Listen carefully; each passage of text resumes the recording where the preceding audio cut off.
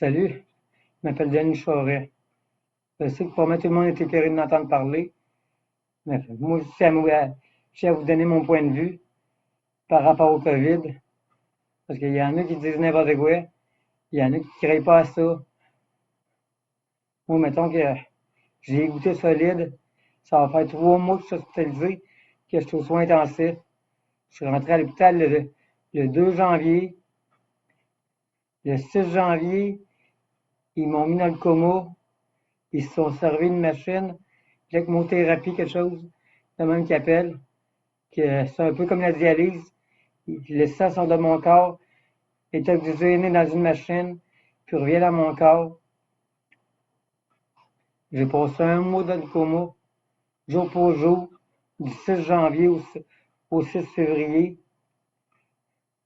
Après ça, le retour du coma, le réveil, on n'est pas réveillé de même, là. T'as des hallucinations, tu délires, t'envoies promener le monde. Après ça, il a fallu pour m'aider à respirer, il a fallu qu'il me fasse une trachéo. Il y a un trou dans la gorge. Là, il est enlevé, là. Mais ça fait depuis ce temps-là que je suis aux soins intensifs. Puis j'ai commencé à reprendre mes esprits, puis à être plus lucide, rien que depuis le 17 février. On est rendu le 13 mars. Ça a pris pas mal de temps avant que je remonte la pente. Et, puis là, je repars à zéro. Faut que je, faut que je réapprenne à marcher. J'ai de la misère à écrire, à shake. Fait que ceux qui pensent que le COVID, c'est une histoire inventée ou que c'est une manigance, moi, ça va faire 3 mois là, que je suis hospitalisé.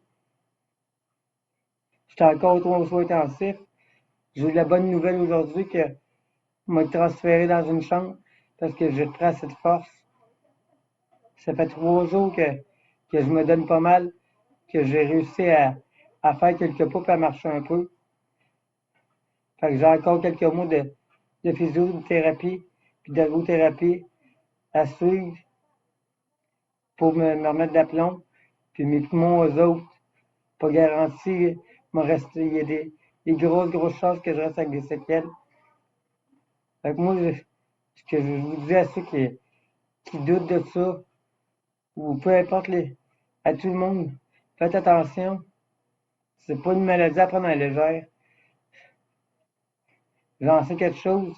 Quand ils m'ont mis dans le coma, puis qu'ils se sont servis de la machine ECMO, ça m'a sauvé la vie. Parce que j'ai passé à 2 cheveux de mourir. Si c'était pas de cette machine-là, je serais déjà enterré. C'est une machine j'ai quasiment servi de cobaye pour cette machine-là pour voir si ça marchait. Puis c'est vraiment ce qui m'a sauvé la vie.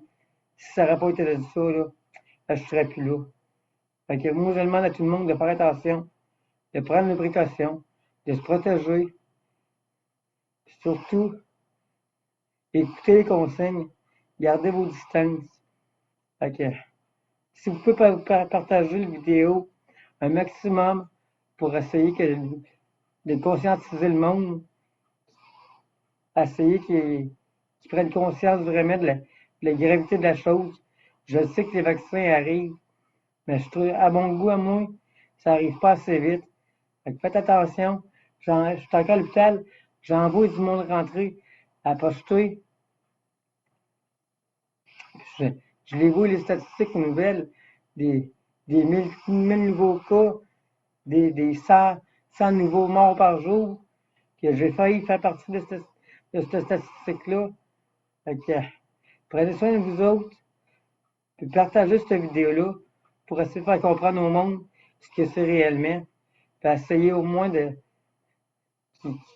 pour ceux qui doutent, qui voient que c'est sérieux.